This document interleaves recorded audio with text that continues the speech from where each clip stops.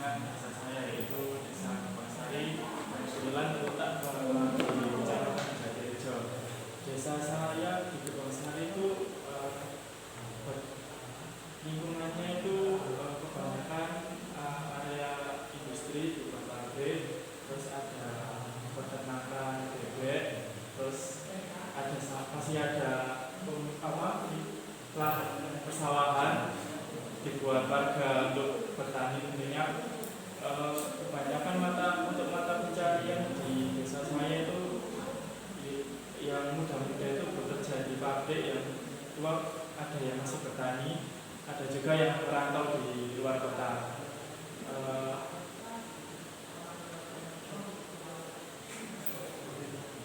Untuk pemerintahnya kebetulan di desa saya lengkap, ada tentunya ada Pak Lurah, ada sekretaris desa,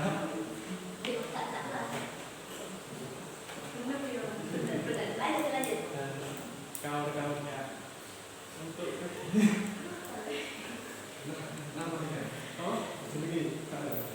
kepala desa saya bernama Sunyoto. Kalau mau tahu itu bisa dilihat di banner Bypass Jampirogo sama buku-bukuan.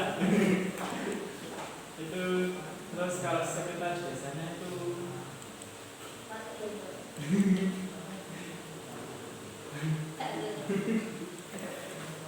terus kawannya yang saya kenal itu namanya Billy, Pak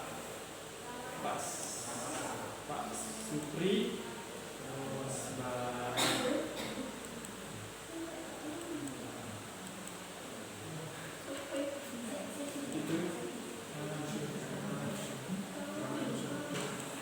dusun saya namanya itu dusun Bola Sengku.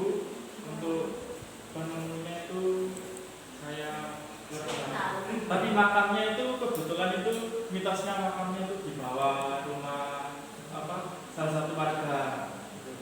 Tidak dibuat kayak petilasan gitu. Itu mitosnya.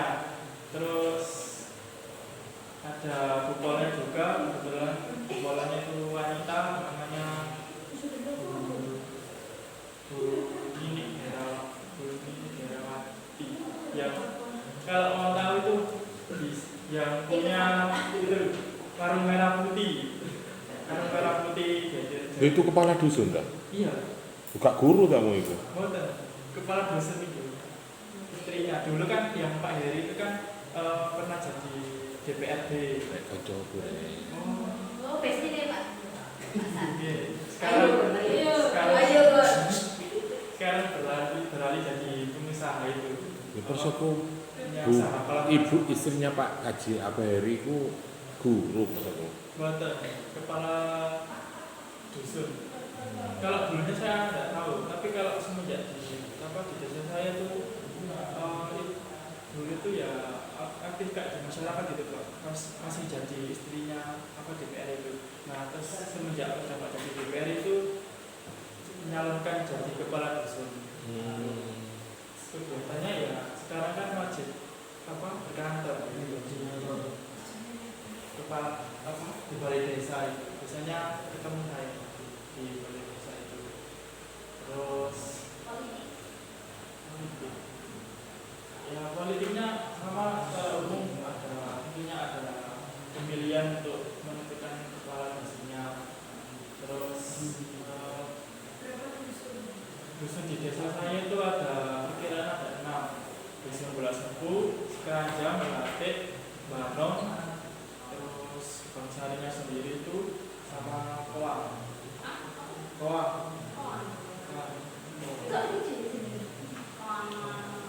Pondok SMK Opong, Pondok Pesantren Baru ya? Formatika.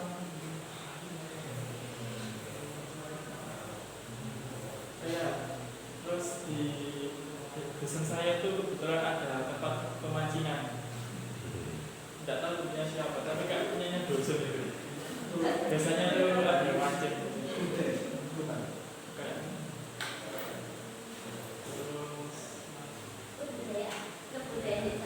Kebudayaan di sana itu kebanyakan itu ya kayak tahlilan, gibaan, terus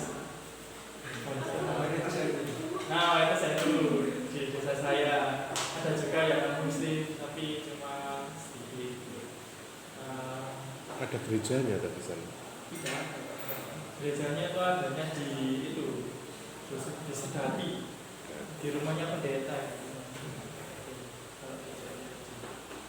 Terus bentuk gotong royong ya pernah saya ikuti di desa saya itu ya salah satunya menjadi anggota KPPS. Menjadi anggota KPPS itu terus kerja bakti membersihkan lingkungan jalan-jalan di gang-gang itu, terus sama kalau ada orang meninggal itu biasanya yang muda-muda di jalan-jalan itu ya nebel. Kayak duduk Natalan.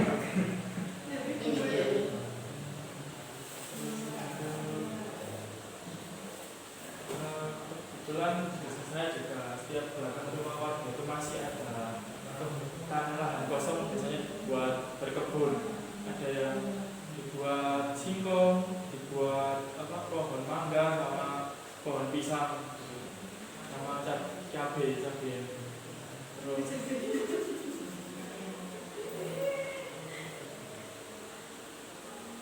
Desa Jatirejo itu sebelah mana? Gebangsari Pak. Kalau Jatirejo itu beda sendiri. Ada desa Jatirejo, ada kecamatan Jatirejo. Kalau desa saya itu desa Gebangsari, kecamatan Jatirejo. Saya desa Gebangsari. Kebetulan di desa saya juga ada dekat dengan fasilitas sekolah SMK itu SMK Negeri 1 SMK Ma'arif NU Jatirejo.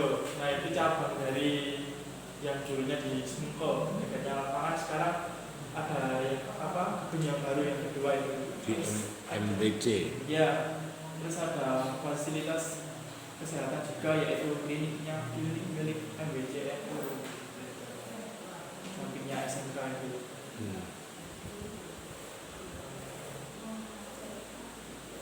Kebetulan juga ada proyek besar di dekat desa saya. Ada pembangunan rumah sakit Kejaksaan Jawa Timur, rumah sakit Adi Yaksa. Rumah sakit apa kantor kejaksaan? Rumah sakit. Iya, campur gitu Pak. Itu katanya itu dulu tempatnya diklat kayak anggota kejaksaan. Pusdiklatnya. Iya, pusdiklat. Terus kan lama ya nganggur itu lahannya. Dulunya itu pas awal masuk gerbang itu ada kayak dibuat taman Mojopahit gitu Pak, kayak alun-alun, tapi terus kayak mungkin nggak berguna, terus langsung dialihkan jadi rumah sakit. Sudah berapa tahun? Sudah beroperasi? Belum, masih proyek pembangunan itu udah jadi gitu Pak, udah ada kerennya gitu.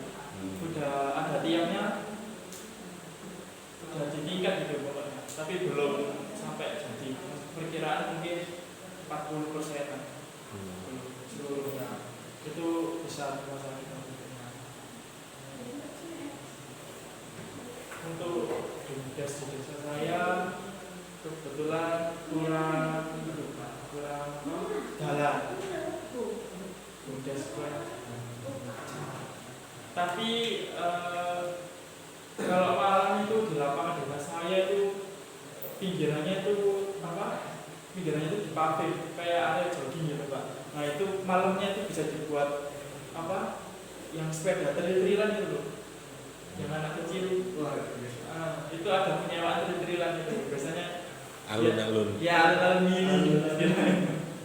Itu juga dibangun gabungan di situ. Terus ketika balai desa juga ada sekolah SD, yaitu SDN Gebangsari. Terus ada SMP juga, SMP Jatirejo. Kebetulan tempatnya itu di desa saya gitu.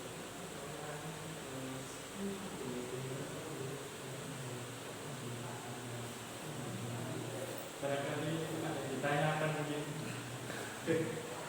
Apa yang menjadi unggulan ketika orang mengenal Bangsari? Potensinya apa?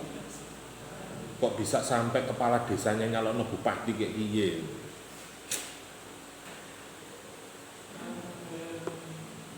Sugih tau. Itu Pak, istrinya juga DPR. Hah? Istrinya juga DPR. Kemarin jadi. Mbak Ria, Adi Ria. DPR PKB ya? GPKB Estri. Akhirnya ini apa itu? Itu saya nggak tahu nyalurkan apa, tapi kebetulan itu majang banner di bypass Jatirogo itu sama di perempatan Kebubuan.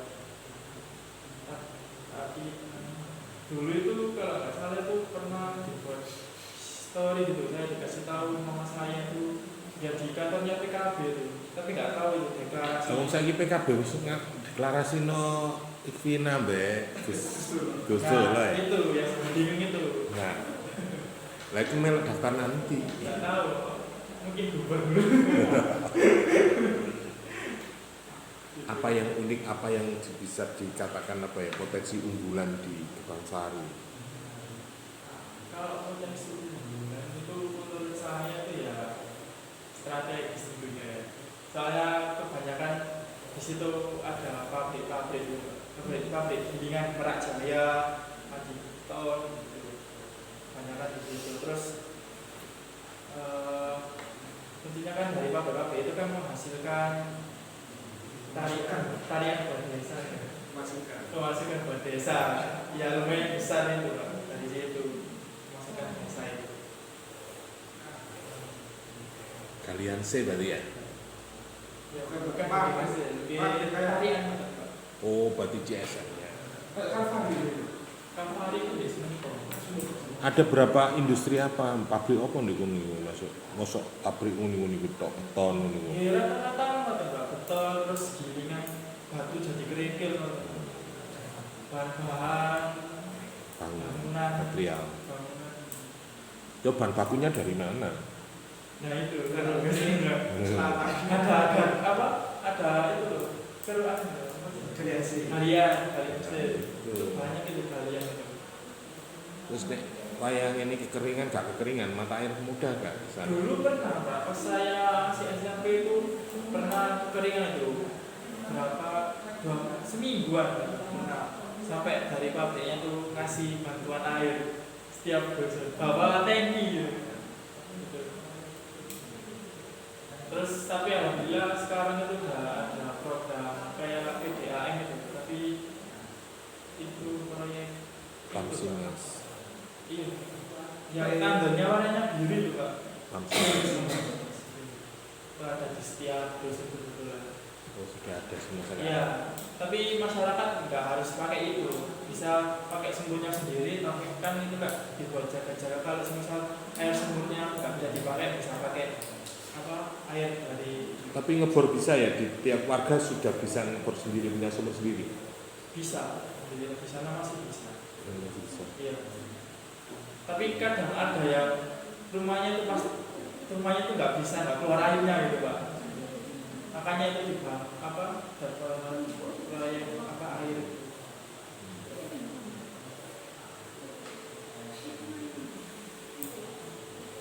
Itu koyok dawar tapi gak koyok dawar ya. Kebangsari Mekat Bahari. Oke, terima kasih. Cukup. Kecamatan Mojosari ini secara de facto merupakan ibu kota dari Kabupaten Mojokerto.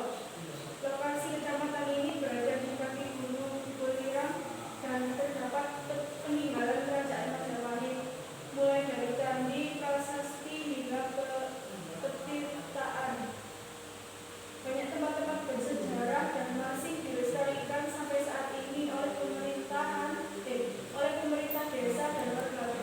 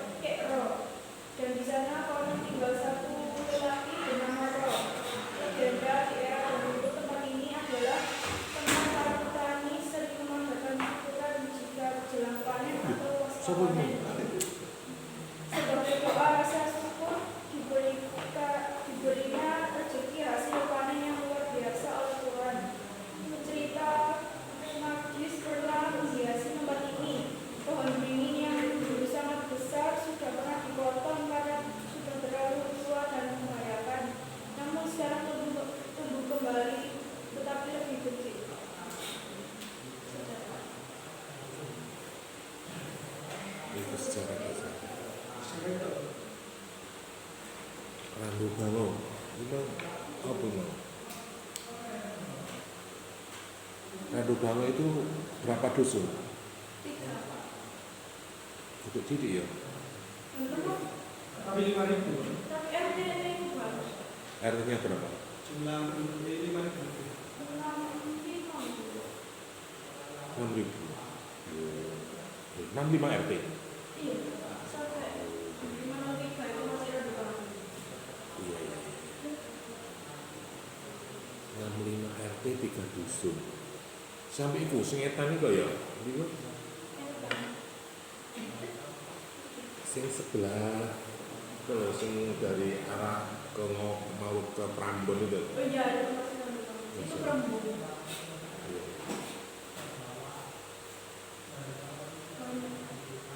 Loh, ini 65 RT, wow. Sekarang malah itu ada pembangunan lagi rumah. Nggak dibentuk per dusun lagi. Kampung baru. Enggak. Dusunnya apa sih kalau itu? Apa Pak? Dusunnya apa saja? Justru ada bangun sebelah perempuan. Terumbu. Sing ono pondoke putrane Nyali ku melok Randu Bango.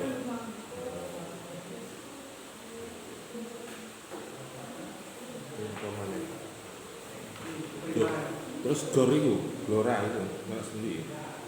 Itu Yo tangan. banget. Yo tangan. Jotangan. Lho, kok aku.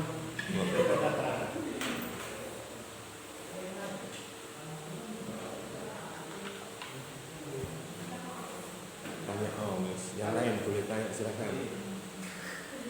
Saya tanya. Ini struktur pemerintahannya. Hah? Struktur pemerintahan desa. Loh, Kamu kampungnya ikut mana? Randu banget. Randu Bango. Di timurnya Glora itu.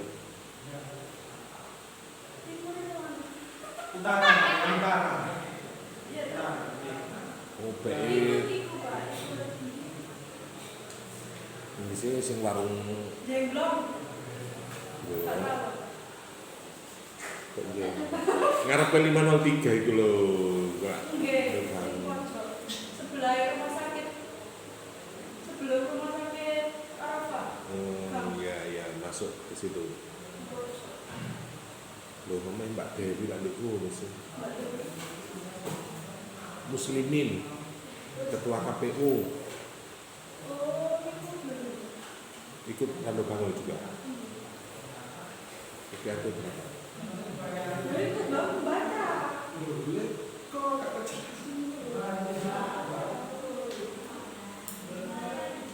Aku mah kapan teh malah bingung ya sing ditakono akeh sakjane.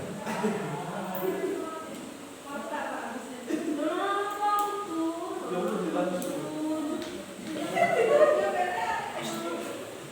Marta wis mari ngono iki terakhir takon gak maju tambah lebih lho kono. Iya, bingung. betul timune Pak sampai itu bahasnya. Loh,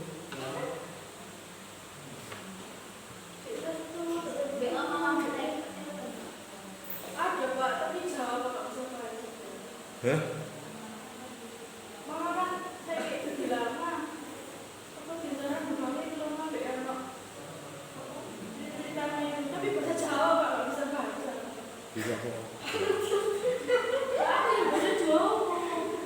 Mereka itu seperti itu.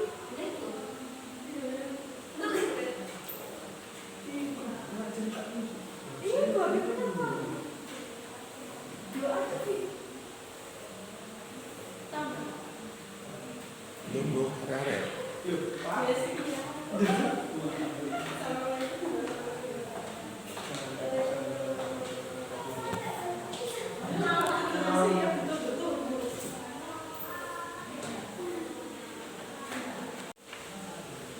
Jadi kalau melihat Randu Bango memang masyarakatnya sangat dinamis sekali yang saya tahu.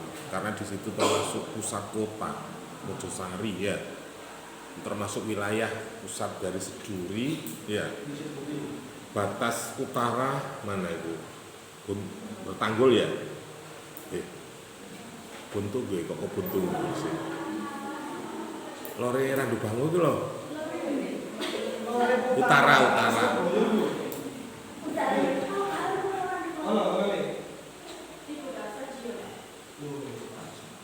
Baratnya itu. Kok. Wah, rabun arah ini. Baratnya itu Yotangan, timurnya itu desa apa itu? Omai Umai. Kemarin kita sudah ke sana. Lah iya kok lali. Survei. Waktu Pak Prap itu acara apa sih? ini. Lah ya iku kaya kenal.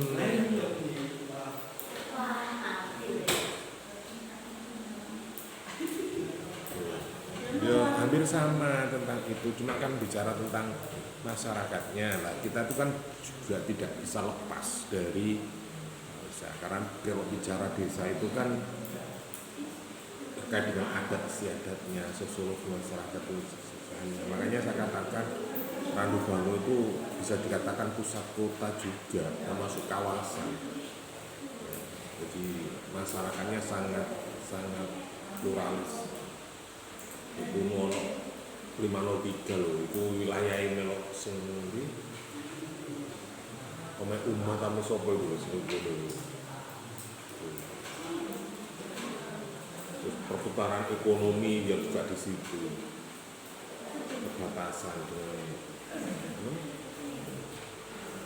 wilayah sendiri.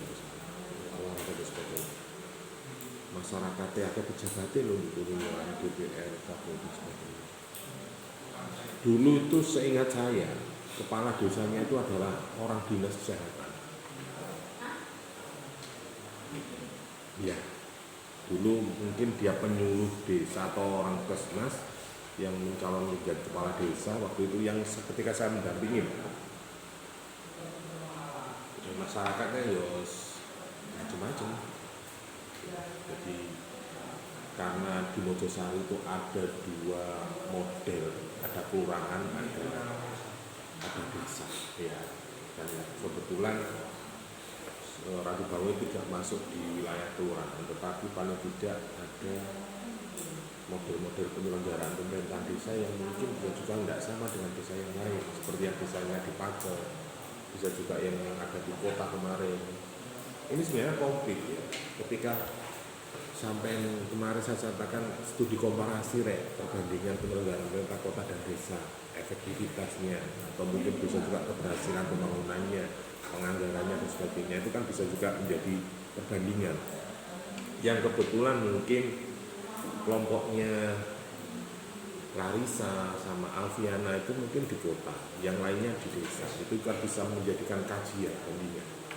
Jadi selama ini pemerintah di kelurahan itu seperti apa, program kerjanya, masyarakatnya seperti apa. Sebenarnya kalau di arah kanan kota, Randu Bangu sangat mungkin, karena mungkin wilayahnya enggak desa-desa amat gitu loh, itu tengah kota kan ya. Kan termasuk jantung kotanya Mojosari gitu loh, saya katakan seperti itu. Jadi wilayah Randu Bangu itu bisa dikatakan jantung kota Mojosari. Yang sebelahnya ini kan Bertanggul, sini Seduri, sini apa itu 503 itu. Sebaratnya itu Betangan, Donggalen, Lontar, Desa Lontar itu dusun nggak salah ya. Lontar itu elok di Bondalem ya. Ya. Itu jadi kalau Anda mau riset mungkin bisa juga kemana terkait dengan mata kuliah Pak Prapto, saya kira mungkin itu. Tapi mungkin kan apa ya, perbandingan sosial masyarakat kota dan desa. Tetapi kalau di mata kuliah saya kan pemerintah desa, berarti perbandingan antara penyelenggaraan pemerintah kota dan desa. Artinya kalau misalnya Mojosari itu sebagai fenomena penyelenggaraan pemerintah desa, di mana pemerintah kelurahan berada di wilayah kabupaten, ini kan sebuah apa ini, sesuatu yang unik kan. Fenomena. Fenomena pemerintahan desa. Artinya bagaimana hubungan masyarakat dengan pemerintahnya, bagaimana rangkaian pembangunannya, kan itu pasti ada mengalami perbedaan dan sebagainya. Walaupun mungkin bisa juga masyarakatnya nganggep ya kayak desa rek, tapi pemerintahannya itu kelurahan. Dan anehnya ketika di Tandubang itu dulunya pejabat kepala desanya itu adalah orang dinas kesehatan. Ya mungkin karena dia punya kompetensi, punya modal dan sebagainya, dia mencalonkan kepala desa. Malah waktu itu sekretaris desa itu pemilihan waktu itu. Sing koyo sing Mojosongo iki, sing ngene perempatan itu loh, baratnya Polres Mordopuro. Wah, waktu itu malah kepemimpinannya antara Pak Sekdes sama kepala desa itu rame terus rek, kuat-kuatan. Pak Imron itu, aku ya dipilih rakyat, mau cari aku ya dipilih rakyat, aku ya bondo lah ngono akhirnya. Itu yang terjadi di Mojosari, di Mordopuro kalau yang pertama. Kalau yang belahan tengah, kemudian yang Taramo, yang selatan itu saya kira masih awang-awang itu masih terasa desa. Tapi yang ke utara Borangan, masalah awang-awang kini kauman, kini sawan. Nah ini adik bisa mau sebagai kajian ya, Mojosari menjadi lab pemerintahan, jadi penyelenggaraan pemerintah kota dan desa. Jadi paling tidak adik bisa membandingkan ketika Anda berada di wilayah atau menjadi penduduk di masyarakat kota, bagaimana pelayanannya, bagaimana gotong royongnya, bagaimana sebagainya itu macam-macam. Ini sebenarnya kalau mau dikolaborasi atau menjadikan kajian riset ya itu bisa. Nah, kebetulan waktu itu Kauman itu alumni dari prodi kita yang menjadi sekdes kalau nggak salah. Rupanya bangsa. Rata-rata kalau keluaran itu kan pejabatnya tidak asli dari situ, dari daerah lain. Nah kebetulan saya tanya, dia alumni prodi pemerintahan dari ini. Itu karena jabatan kepala desa mungkin sekarang ya neka pensiun ya tadi kabin. Tapi yang satunya karena dulu tidak di pemerintah desa tapi di kecamatan jadi sekcam, sekarang jadi camat. Sekarang malah menjadi kepala BKKBN kalau nggak salah, alumni kita. Tapi waktu zaman saya dia menjadi kasih pemerintahan di Kecamatan Puri, kemudian dari sekcam di Belanggu, kemudian sekarang jadi camat 3 tempat masalah Bangsal, Belanggu, Ngoro. Sekarang mungkin di dinas BKKBN. Dulu sering kesini, sering diskusi dan sebagainya. Randu Bango bisa Anda lihat banyak potensi-potensi yang ada di sana. UMKM-nya banyak saja. Pengrajin mulai dari industri makanan, industri bengkel, opo, gitu. Berarti tadi banyak situs, banyak di wilayah mana yang timur itu kalau nggak salah ada sebuah Sarean Taupong gitu ya. Makamnya Sokong saya tahu dia masalah cangkruk di dunia banyak teman saya yang dulu ketua KPUD itu loh Mas Muslim itu kan temannya situ, terus Mbak Dewi itu juga temannya situ. Jadi banyak UMKM dan apapun yang banyak dikembangkan. Jadi kalau hiburan, tempat hiburan juga banyak di sana. Mungkin karena dekat dengan wilayah stadion itu juga. Terus ada rumah sakit, ada pasar, kuliner itu banyak di situ. Oh, kemarin aja kita ada tempat makan yang unik di Kauman itu, tapi yang sebelah jalur tengah itu yang tempatnya ada airnya kayak di pegunungan gitu. Oke, mungkin itu ya sekilas dari tambahan itu ya. Jadi keuangan desa ini merupakan aspek penting dalam tata kelola pemerintahan desa. Ini mencakup perencanaan, pelaksanaan, tata usahaan, pelaporan, pertanggungjawaban keuangan desa yang efektif dan transparan. Tadi banyak disampaikan, misalnya ini di Adi, jadi aku lo bingung badan itu ya. Ya, jadi ada beberapa desa, ya sekolah wilayah Indonesia, ono sing wilayah potensinya itu pendapatan asli desanya banyak sekali. Sehingga lurai ya rodok mledeng ngono saya. Ngono coba jajalan kalau ono bupati gak entek dolane ngono. Ya mbok nek degengane Abah Ja'far ya. Tuh. Jadi persoalan keuangan itu sangat sensitif sekali. Jadi kalau misalnya ada sebuah pilar roda organisasi itu ada sebagian pilar, sebagian jeruji yang menyangga sehingga perputaran penyelenggaraan desa itu menjadi penting. Bahkan sekarang itu kan menjadi motivasi dan orientasi bagi para birokrat, ya para birokrasi, para pejabat pemerintah dan sebagainya itu orientasinya ya keuangan. Nek ngomong ideologi ya kapitalis kabeh. Jadi ketika dia terjun di pemerintahan itu tujuannya ada juga bekerja, ya, bukan mengabdi. Padahal istilahnya seharusnya mengabdi.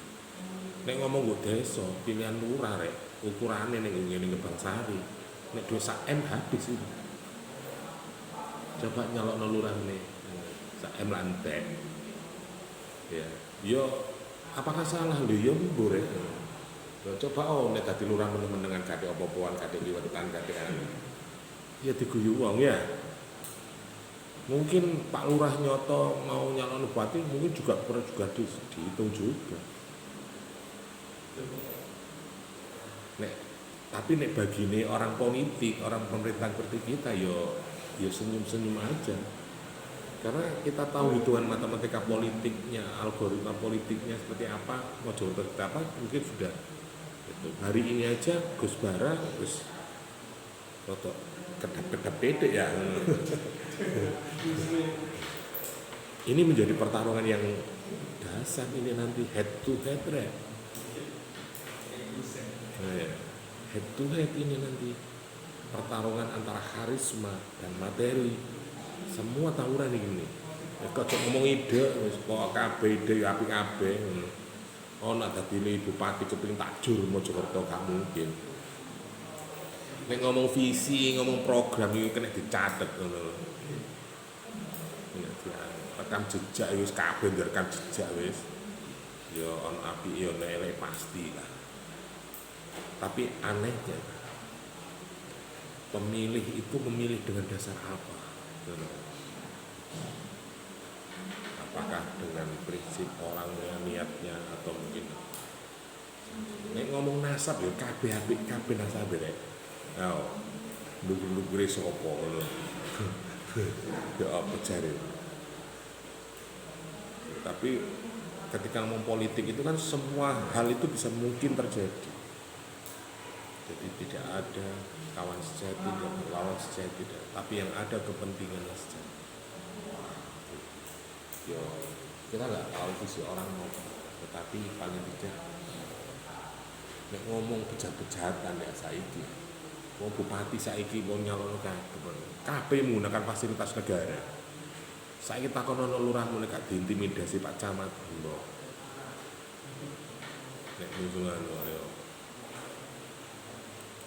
Iki nek ngomong idealisme, ngomong paluada. Makanya nek awakmu dadi LSM dadi apa? Merem mlebu kabupaten rek. Ya, kantor kabupaten merem. Melek wis ketok perkara wis. Ngene nek kadang wong cilik yang enggak ngerti aturan, enggak ngerti hukum dan sebagainya ya jangan salah terus kalah terus. Tapi bagi mereka-mereka yang tahu aturan atau ilmu nih, masuk dalam kantor buka mata wis ketok perkara wis. Nek gelem merkarakno ya. Tapi itulah dinamika masyarakat kita, perkembangan politik di negara kita, bahkan di negara. Belum lagi nah ngomong nek pesta demokrasi ini berkembang dan terus berkembang sampai tingkat desa. Nyalokno lurah itu bukan karena orangnya sakti, pintar dan sebagainya, kuat-kuatan modal, pemodal, kapitalis. Coba ngundang Sari, ngene Randu Bang. Lan-lanan ngene wis. Wong awak semua aktivis kok desa kerja desa. Tapi nek awakmu gak duwe modal ya kadang kok sik ngono, kok sik ngono. Gak menesat ya. Oke. Berbicara keuangan memang salah satu. Nah, definisi keuangan desa. Keuangan desa itu adalah semua hak dan kewajiban yang dapat dinilai dengan uang serta segala sesuatu yang berupa uang yang berhubungan dengan pelaksanaan hak dan kewajiban desa. Itu pengelolaan. Sebenarnya konsepnya negara desa itu kan ya buku gene lurah, ya buku gene polo, ya. Desa itu gene masyarakat desa itu, kesepakatan warga itu. Jadi segala macam kebutuhan di sini ya dipenuhi dari masyarakat, dari gotong royong, dari tapi terkadang kan karena menganggap masalah lurah dianggap sugih bar kalau dene ana apa-apa dibobono lurah kabeh. Ya urung balik modal ya. Kajane ini banyak yang terjadi di fakta di kehidupan masyarakat dengan kita. Dari kemarin saya diskusi sama kepala desa itu, ya kepala desa tugasnya berbalik sekarang. Jam 3 malam ditelepon Polda. Apa? Januar kecekel Setres narkoba Pak. Waduh. Ya apa ngene iku? Gak diparani keluargane. Gak diurusi ku.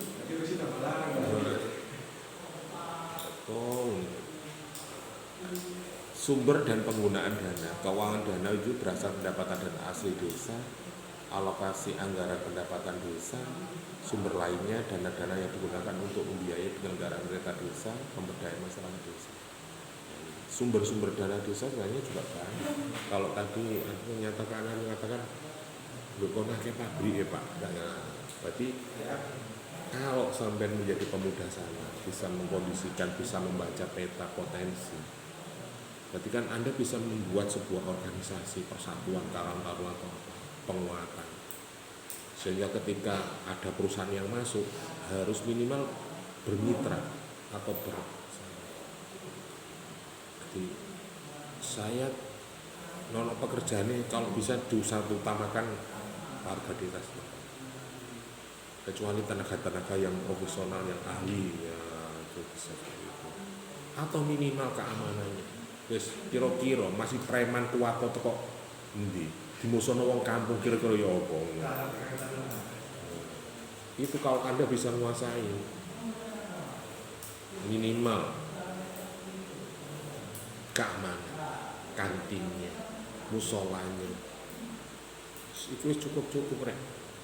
Omane awakmu di organisasi, pekerjaan ekonomi tiap bulan oleh 20.000 10.000 dari gaji mereka. Kalau di sana ada pekerjaan sekitar 1.000 orang, wis jadi kasih desa, kasih karena kecil. Nah, itu biasanya ini sing wasai lurah. Nah, arek nang baru. Nah, nek arek nang kuat, tak lutut sementara. Tapi nek arek pemerintahan ngrutuke gak ngerti tau ora surat iya. nek gak anu ya berhadapan ambek Satpol PP ambek polsek orangnya. Nah, nek gak anu ya dijagongi ngono arek-arek. Kemudian hal-hal yang terkait dengan keuangan ini juga terkait dengan transparansi dan akuntabilitas. Pengelolaan keuangan harus dilakukan secara transparan, akuntabel, pihaknya dapat mengakses informasi terkait dengan pengelolaan keuangan. Nah, sekarang itu pengelolaan keuangan itu untuk akuntabilitas itu bisa transparansi melalui SID, SIKOA, sistem keuangan desa, Bapak aplikasi itu.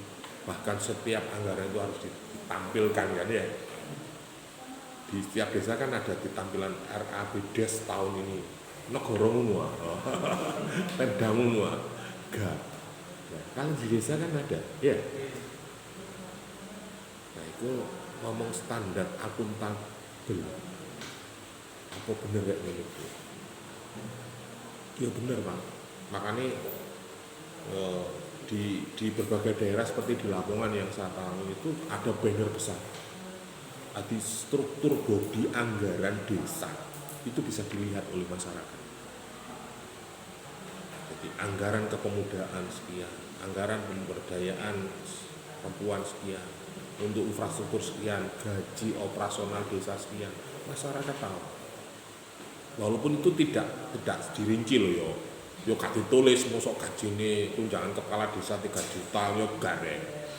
Paling ndak ya skala global standar etik laporan akuntan publik secara umum secara global mungkin katakanlah anggaran belanja desa di desa itu per tahunnya katakanlah 1 miliar misalnya. Untuk operasional rutin belanja rutin desa berapa, untuk pembangunan berapa. Nah dari situ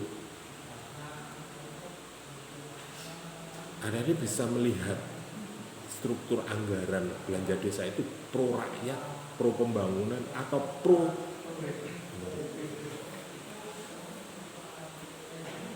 ya jangan aneh sih. Nah, wong kan pahami, wah itu ternyata pemuda oleh anggaran 200 juta. Sopo sing oleh ngono ya. Oh, dibagi per dusun. Oh, berarti oleh Slawedang gawe apa rek kan. Infrastruktur apa? Makanya kan media warga itu juga penting untuk membangun transparansi. Biar terjadi sebuah trust pemerintahan yang ada di nek desa ini terbuka masyarakat kalau sudah percaya, kepercayaan trust itu dicapai, kepinginan dia keturutan ya. Ojo cacat dadi wakil bupati ya. Ya iso ae ngono lho.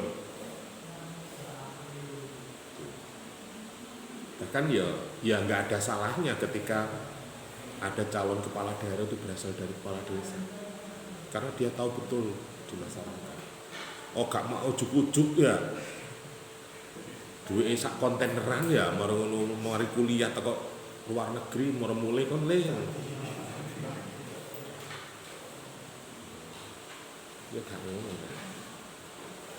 ya idealnya ya sah-sah saja, tetapi menurut bayangan saya ketika orang itu nggak tahu dipimpin ya iya ini gak tulinan ini ya. Masalahnya ketika mana nek di desa, walaupun ono kesalahan didik mungkin bisa juga langsung jadi gosip, menjadi bulian masyarakat di tingkat desa, rasa-rasane wong desa rek.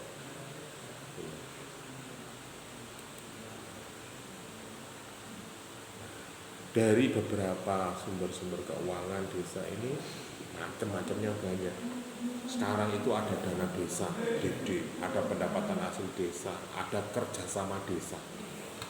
Mungkin ketika di Gebang Sari atau di Lalu-Lalu bisa juga ada pemasukan yang diberikan kepada desa. Kok di awang-awang perangkatnya digaji rek ambek pabrik. Ya apa pun, oleh tunjangan sak wulan 500.000, situ 1 juta. Enak ya. Itu ada seperti itu. Ada sih dipangan di anu lurah kabeh. Iku baru Gebang Sari. Coba lihatin ke daerah Wringinan. sing daerah kawasan industri, wah, namanya lurah kok, namanya bupati kon, ngoro dulu, wah, raja-raja kecil gitu. Nah, otonomi desanya di situ. Nah, pendapatan itu dari desa. Kalau dari dana desa ini berpusat dari pemerintah pusat. Jadi pemerintah pusat langsung nang rekening. Kalau zaman dulu DPDK itu kan dana itu dari pemerintah daerah ke kecamatan baru nang desa. Saiki rekening duit langsung rek nang rekening desa. Tapi itu tergantung itu kayak indeks desanya. Bisa juga. Itu besarannya dan sebagainya. Nah, terkait dengan administrasi baru pemerintah kecamatan, pemerintah kemudian bulet. Nek duitnya langsung, pokoknya sing iki oleh mereka baru blodak. Baru blodak ya bawa barang ya. Nah, desa yang bagus itu adalah desa yang bisa mengembangkan pendapatan asli desanya. Di kawasan wisata, kawasan industri, kawasan UMKM dan sebagainya itu malah lebih bagus. Bahkan di Jawa Tengah itu ada pemerintah desa yang sampai ditantang rek pemerintah pusat itu. Nek sing rene menteri keuangan yo tak layani, nek bupati gubernur gak ya ngono. Memang desanya pendapatannya besar sekali. Dia punya wisata dan sebagainya, sehingga perputaran uang di desa itu miliaran deh. Sampai menteri keuangan yang murung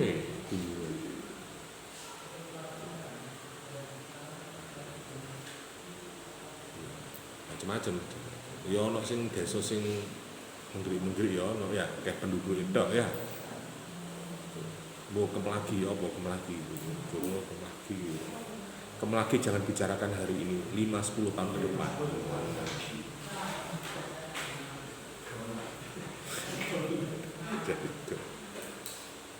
Kerjasama desa ini bisa juga investor, tapi kerjasama bisa juga di lahan desa atau mungkin usaha milik desa. Ya, itu mah ono jarene ono playground atau alun-alun cilik desa Pak. Nah, itu kan sekarang kan banyak desa-desa yang bikin seperti itu. Tapi dino setahun wis. Ya apa piye? Karena mungkin programnya itu top down. Tidak bersumber dari potensi masyarakatnya itu. Jadi kalau memang itu asli itu ya awet rek. Kayak wisata religi gabung lho ya. Kayak niku. Jadi mungkin awet. Tapi nek niku nek manajemen gak bener. Ya setahun 2 tahun sesuai ya bosen. Tapi ada kerjasama yang lain terkait dengan lembaga pendidikan apa bisa. Kalau di Medali itu tanah kas desa dijadekno lembaga sekolahan rek. Oleh apa ngono. Secara materi mungkin ya kalau apa tetapi paling tidak menyediakan fasilitas bagi warga untuk pendidikan dekat jauh. Kayak di kampus Medali itu kan ada sekolah negeri, madrasah ibtidaiyah negeri ya. Iku menempati tanah kas desa. Ya bukan jual beli, cuma ya hak guna. Ya desa ya secara material gak apa-apa. Tapi paling tidak warga masyarakat yang ada di sekitar situ untuk menempuh pendidikan tidak jauh dari situ. Apalagi nek ngomong sekolahan, itu sekolah negeri rek. Oh gak swasta, gak ngene yayasan negeri. MI, madrasah negeri. Nek ngomong Mojosari itu seduri lho, ya. Pacet itu lho. Bendungan Jati. Nah, itu min 3 di situ. Itu menempati tanah desa. Ya, wingi sempat rame-rame ya rame ya, ngurai bengok-bengok ya. Aku ya butuh rek ngono piye. Ya junjungan sekolahmu ya. Ya nek sekolah ini yayasan karuan sing duwe ya dituku ijoli ngono. Lah urusan tanah iku tanah desa ya sertifikate kudu gak duwe. Tuh. Lah, oke, itu mungkin pendapatan asli desa. Ada alokasi anggaran desa. Ada anggaran desa itu ada DD itu ada yang 800 juta, ada sampai 500 juta. Bahkan sekarang mungkin rata-rata desa anggarannya sudah di atas 500 juta ya, per tahunnya. Kalau zaman tahun 2010 rata-rata sekitar 200 juta. Sekarang udah lebih. Bahkan mungkin ada sampai 1,5 M sekarang. Digawe apa? Digawe dandani dalan Pak, wis karuan proyeknya gede ya, vini gede, karuan nek dirasakno. Nek ge pemberdayaan wah garing ngene. Perencanaan keuangan desa itu bisa juga diidentifikasi dari pendapatannya. Jadi kalau sakjane logikanya ketika desa itu duit akeh mesti ini proyeknya ya akeh, programnya banyak. Artinya bisa berbuat banyak. Walaupun mungkin di desa keuangan ini sakjane ya gak patek. Ya, justru nek duit ngono iku malah angel mumet. Lah sing ngomong kadang tarikan iku ya akeh.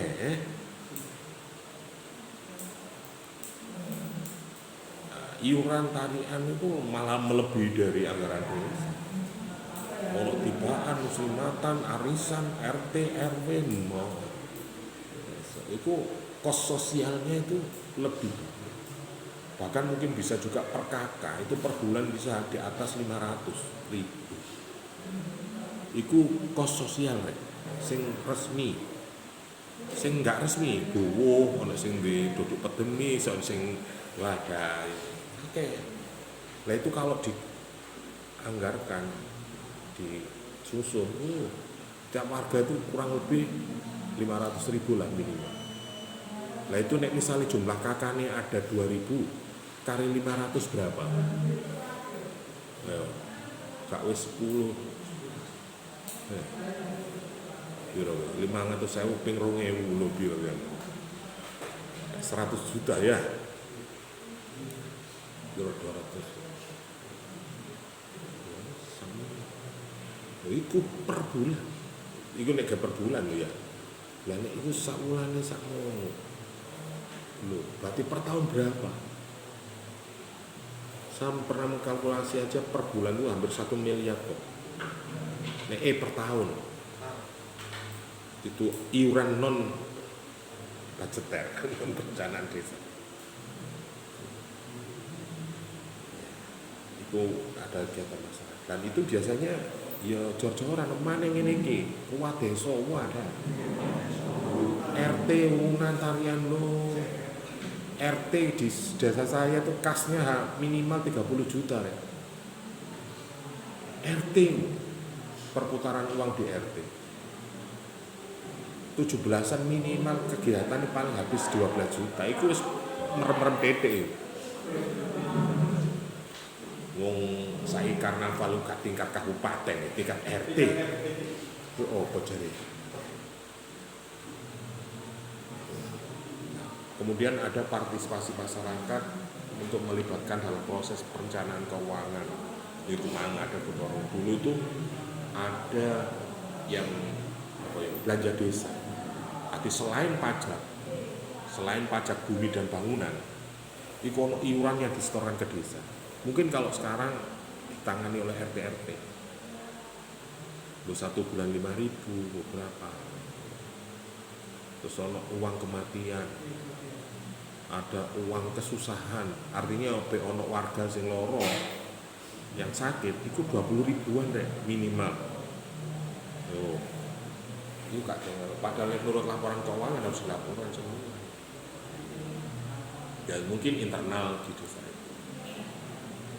Pelaksanaan daripada pengelolaan keuangan itu ada penatausahaan. Di laporan itu ada sistem keuangan desa. Itu perencanaannya ya standar akuntansinya seperti apa. Makanya yang saya sampaikan di awal bahwa kita untuk transparansi ada yang informasi yang secara terbuka disampaikan umum, tetapi bukan standar laporan pertanggungjawaban kepala desa, tetapi secara global itu malu dana untuk biaya rutin berapa, apa. Mungkin yang besar-besar bisa disampaikan di situ atau tertera di situ. Mungkin untuk infrastruktur, tahun ini kita bangun balai dusun di dusun ini, anggarkan 200 juta. Bangun jembatan di sini, kalau tadi RKA-nya berbunyi itu, sehingga dianggarkan. Kemudian pembukuan dan laporan ini pertanggungjawabannya tidak hanya kepada pemerintah di atasnya, tetapi juga kepada BPD, kepada masyarakat.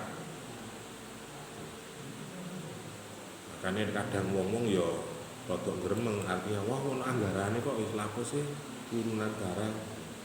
Kadang tarian malah angel. Nah, pertanggungjawaban keuangan itu bisa berbentuk laporan keuangan desa, transparansi dan akuntabilitas, peran perangkat desa, dan pengawasan dan evaluasi. Ini ada hal penting yang harus ada di dalam penyiapan keuangan desa. Terkait dengan laporan itu tadi, setiap tahun desa wajib menyusun laporan pertanggungjawaban atau LKPD desa. LKPD desa yang pertanggungjawaban kepada BPD yang dilaporkan kepada pemerintah daerah. Dipertanggungjawabkan di hadapan BPD, dilaporkan ke atas, itu idealnya. BPD dianggap masyarakat, perwakilan masyarakat, padahal permusyawaratan. Tapi masyarakat kadang malah pokoknya gak ada perubahan sing signifikan, sing aneh-aneh, mungkin ya kapan protes ya. Mosok dadi lurah setahun nih motor harus ganti ping 3 ngono ya iku.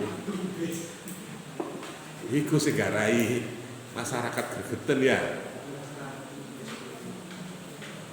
Mosok dadi lurah biyen motore Cherry, dadi lurah 2 tahun ganti Innova. Ya cekno Pak. Yo bisa saja, yo iku mah loncen sing wedok dadi DPR Pak. Atau boja juga yang jadi kepala desa itu yang perempuan. Sing lanang pengusaha. Misalnya kok di tempat saya itu kepala desanya perempuan. Lah sing lanang di toko emas ya rek, perusahaan. Yo seje aturane ngono ya. Mane. Oke. Kemudian peran perangkat desa. Di desa itu biasanya ada bendahara desa, ada kaut keuangan. Kaut keuangan dan bendahara desa kadang beda. Pasti ini yo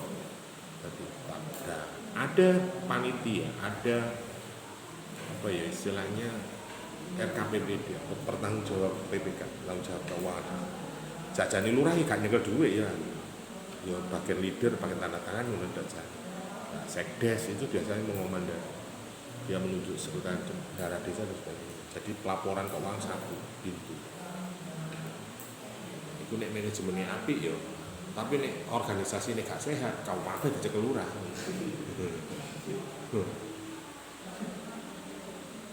Kabeh duit cekel lurah. Gak wurung kok sing tekor ya aku, ana apa sing nomboki aku piye. Pemerintah pengawasan itu bisa juga dari pemerintah kabupaten, bisa juga dari masyarakat, bisa dari LSM. Makanya kadang itu ekspektorat hadir ke desa-desa terkait dengan adanya dana ADD. Kadang gurung apa-apa wis masyarakat media massa wis ini banyak laporan mungkin ya apa ya piye ADD guru mudun wis dengak ingo emben dia. Kadang omah kenapa Pak Lurah dalamnya ditutup mawon. Ngono ket wingi bolak-balik ditekani gak disangon iku sano. Disangon iku akeh. Gak disangon iku gak ngali. Sasate beminggu kena wong 4 wong 5 ngono ya. Iki ketok 50-an ya 250 rek ya. Lah niku ping sak wulan lah berarti 1 juta. Ya anggarane sapa? Ono ya anggaran desa dimasukkan. Lho iku kanggo wong liya lho kanggo anake. Piye rek? Kerawanan itu sekarang menjadi meresahkan. media-media. Ini ya bukan saya ngarang, ini banyak dari FGD kemarin di kami juga itu ada laporan seperti itu. Pengawasan. Ya sajane lapor terus itu. Tapi nek kadang-kadang dodani tantangan temenan ya padha ya. Padha gak siap ya wong ya ledek. Pengawasan dan evaluasi keuangan ini dilakukan secara internal pemerintah desa, eksternal dari pemerintah kabupaten kota. Tujuannya adalah memastikan anggaran desa itu secara transparan dan tuntas. Intinya ke situ. Nah, evaluasinya bisa juga struktur anggaran atau bisa juga skala prioritas pembangunan, skala prioritas penggunaan anggaran. Nah, itu biasanya dipengaruhi oleh visi misinya kepala desa. Nah, nek lurah pokoknya lah pokoknya aku tadi lurah lu kak kepinane, kepingin tok tadi lurah lu ya apa jare? Kepingin tadi lurah jare. Ya yo gak ngono bos. Dadi lurah ya apa desane maju ta ya apa, nggo ya apa ta apa mbangun peradaban. Gak aku kepengin dadi lurah tok jare. Rasane piye jare? Artinya dadi kepala desa itu masih gak sekolah, gak patek nek saiki. Pokoke wani kendel ngono wis. Ya. Jadi sekolah koyo lurah wis gak wis pokoke wani. Iki ana ngene Pak gak ngono wani apa. Oh iya ngono wani.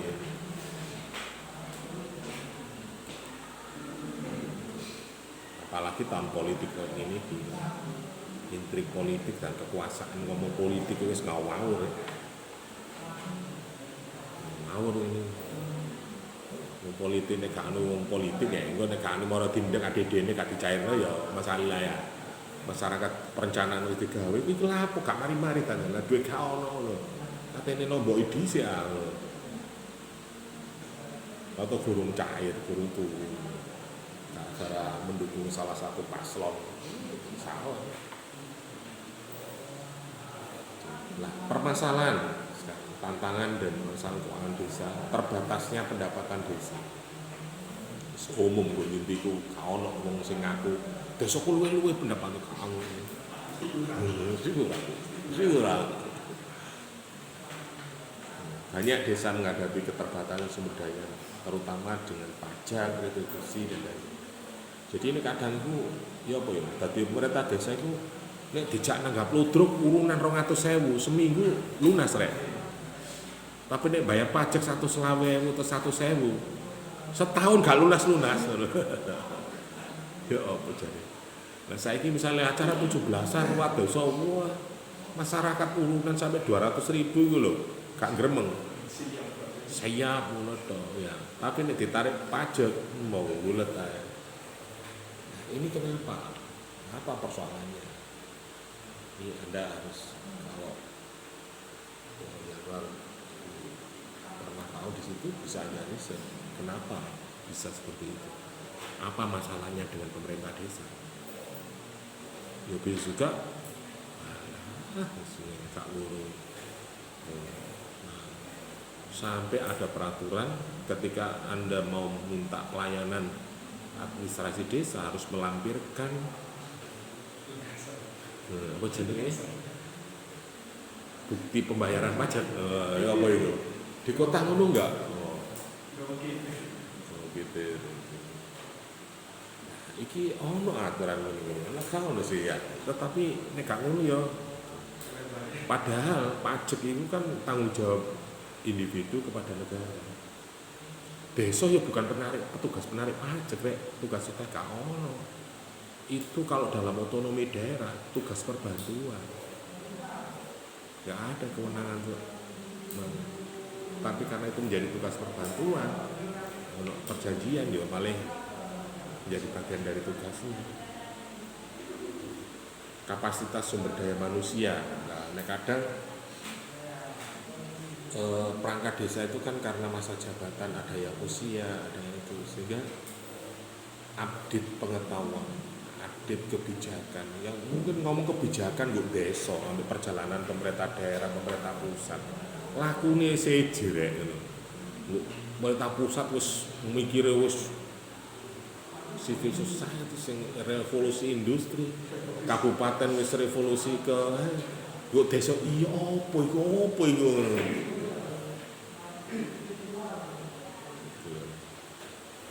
Nah, akhirnya sumber daya manusianya juga padahal perangkatnya lawas-lawas, buka laptop nurip naik rada bingung nggak ada oman yang tengah ya laporan ya. Cacak ngono kadang akademisi ya apa rek gawe ini video ngono.